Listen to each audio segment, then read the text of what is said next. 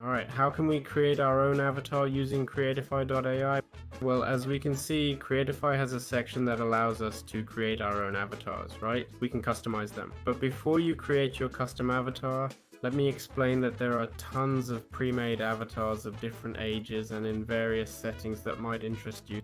So before deciding to create your own avatar, you might want to check out the existing ones, okay? We also have stylized avatars and we can filter them by gender, age and more.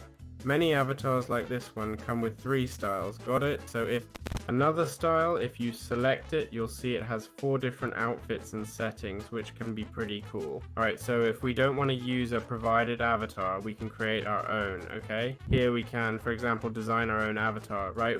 We can turn descriptions into an AI avatar, or make a realistic one from our video, okay? If we click on the video, we'll see instructions, alright? They'll basically say, record yourself talking freely about any topic that comes to mind. Use an expressive tone to reflect the voice, okay? So here they tell us what to do, right? A 2 to 5 minute video centered in the camera, okay? Make sure the camera is set at a distance to show from the chest up and so on. And things not to do, like ensuring your hands don't hold any object. Well, here you'd simply upload the video, okay? And you'd have it ready. Then, as I mentioned, we can do it through the design feature. Just a matter of selecting one of these avatars, like this one here. And what we do is, for example, a teacher's outfit, okay? Let's say it's a female and we'll make her senior, alright? And we can choose Hispanic or Latino, whatever we want. Okay, we click generate and it'll start creating our avatar, see? As you can see, it'll take a bit. That's normal since we're using computing power.